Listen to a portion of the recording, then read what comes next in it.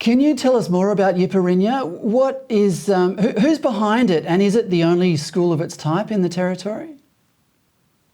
Yes, it is the only school of its kind in the Northern Territory.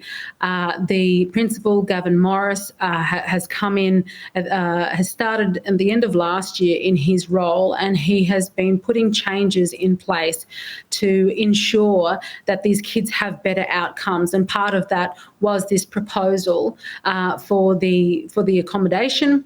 He's also managed to kick off a sunset school program. So basically these kids are allowed to come in, start at 9 o'clock, but they go a bit longer in the afternoon, because some of these kids, as I've mentioned, have very late nights. They don't get a good enough sleep. So if they can start a little bit later in the day, it sort of speaks to their needs.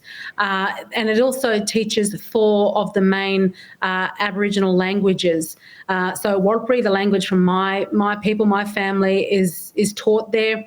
Aranda, Pitjantjatjara, and I believe Luritja is the other language that is taught there. So it's a bilingual school. It's a school that is shaped around the needs of these kids who have very unique circumstances in comparison to other kids around the country. So these kids are coming from among the most disadvantaged households in the nation. What sort of motivation do they have to lift themselves out of that? Are you finding that among these kids there's a natural ambition to improve their lot in life? Look, I think if these kids are given a glimpse of what that might look like, their natural instinct is to want that. For a lot of these kids, some of these kids come from the fact that they were born with alcohol fetal disorder. So they have unique learning problems. A lot of these kids have otitis media and hearing issues. So there's a whole raft of issues that impede their ability to learn more effectively than what other kids might. But this school the principal of this school has put in place measures to deal with those sorts of things.